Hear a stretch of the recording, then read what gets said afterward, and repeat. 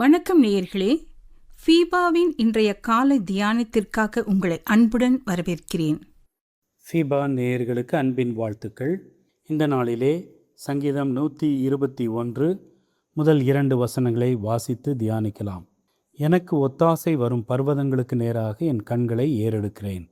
வானத்தையும் பூமியையும் உண்டாக்கின கர்த்தரிடத்திலிருந்து எனக்கு ஒத்தாசை வரும். பொதுவாகவே பர்வதம் என்று சொல்லப்படுவது மலைகளை குறிக்கும். பொதுவாகவே மலைகள் பாதுகாப்பான இடங்களாக கருதப்படுகின்றன. முதல் வசனத்திலே ஒத்தாசை வரும் பர்வதங்கள் என்று கூறிய சங்கீதக்காரன் 2வது வசனத்திலே கர்த்தரிடத்திலிருந்து ஒத்தாசை வரும் என்று கூறுகிறதை நாம் கவனிக்கலாம். ஒத்தாசை என்ற வார்த்தையின் அர்த்தம் உதவி என்பது ஆகும். என் கண்களை ஏறெடுக்கிறேன் என்று சொல்வது வானத்தையும் பூமியையும் உண்டாக்கின கர்த்தரிடத்தில் தன்னுடைய பார்வையை செலுத்துகிறார் என்று சரியாக நாம் புரிந்து கொள்ளலாம்.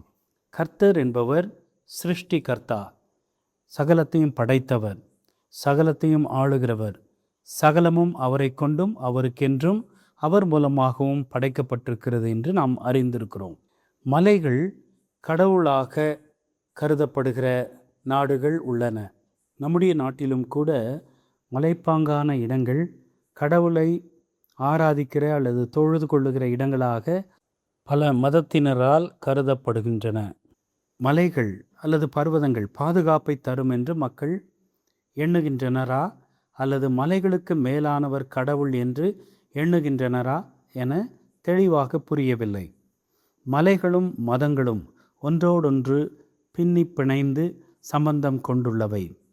மனிதன் மதங்களை உருவாக்குகிறான். அவனே கடவுளுக்கான இருப்பிடத்தையும் நிர்ணயிக்கிறான்.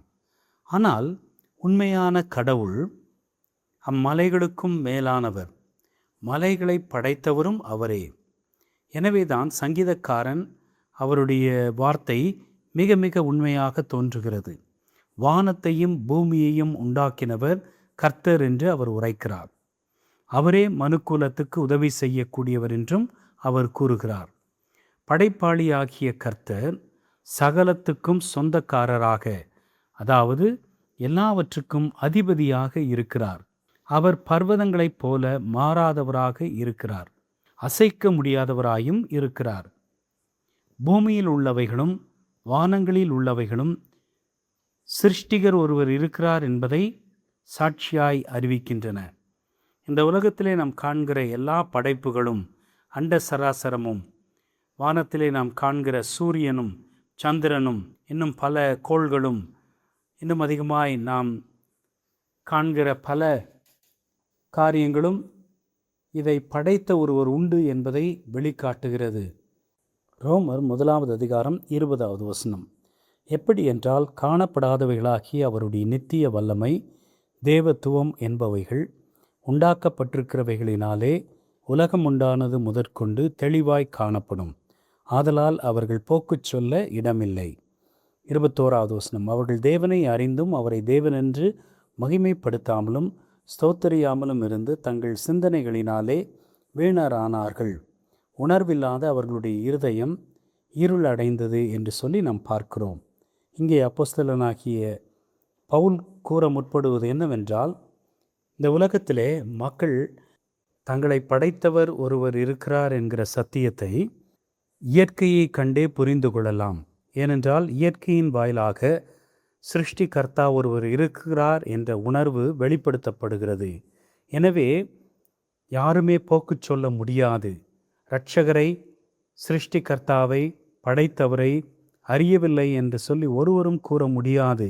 ஏனென்றால் அவர்கள் மனசாட்சியே அவர்களை குற்றப்படுத்தும் என்ற நிலையிலே இந்த 1வது அதிகாரத்திலே, ரோமர் 1வது அதிகாரத்திலே அப்போஸ்தலனாகிய பவுல் குற்றம் சாட்டுகிறதை நாம் காணக்கூடியவர்களாக இருக்கிறோம். எனவே எனக்கு அன்பான தேவ பிள்ளைகளே, ஒருவேளை உங்களுடைய வாழ்க்கையிலே மலைகள் உங்களை பாதுகாத்து கொள்ளும், மலைகள் ஆபத்து இல்லாத இடம் என்று சொல்லி எண்ணிக்கொண்டிருக்கிறீர்களா? வெளிப்படுத்தின விசேஷத்திலே கூட ஆண்டவருடைய நியாய தீர்ப்பு வந்தது. மலைகளே, குன்றுகளே, எங்களை மூடிக்கொள்ளுங்கள் என்றுதான் மக்கள் கூக்குரல் இடுவதாக சொல்லப்பட்டிருக்கிறதை பார்க்கிறோம். எனவே தேவ கோபாக்கினைக்கு விரோதமாக அதிலிருந்து தப்பித்துக்கொள்ள நாம் வேறெங்கும் செல்ல முடியாது. தேவன் நம்மை பாதுகாக்கிறவர், தேவன் நம்மை படைத்தவர். மலைகளே குன்றுகளே எங்களை மூடிக்கொள்ளுங்கள் என்று நாம் கூறினாலும் அதிலும் கூட பயனில்லை. கர்த்தர் நம்மை காக்கிறவர், நம்முடைய வாழ்க்கையிலே நம்மை பாதுகாப்பாய் வைக்கிறவர் என்ற உணர்வோடு அவரையே அண்டிக் கொள்வோம். தேவநாமம் மகிமைப்படுவதாக. இன்றைய காலை தியானத்தில் பங்கேற்றமைக்காக நன்றி. உங்களது கருத்துக்களை பகிர்ந்து கொள்ளவோ மேலும் விவரங்கள் அறிந்து கொள்ளவோ 9458505042 என்ற எண்ணிற்கோ அல்லது info@fibaonline.org தொடர்பு கொள்ளவும். தேவன் தாமே உங்களை ஆசீர்வதிப்பாராக. ஆமேன்.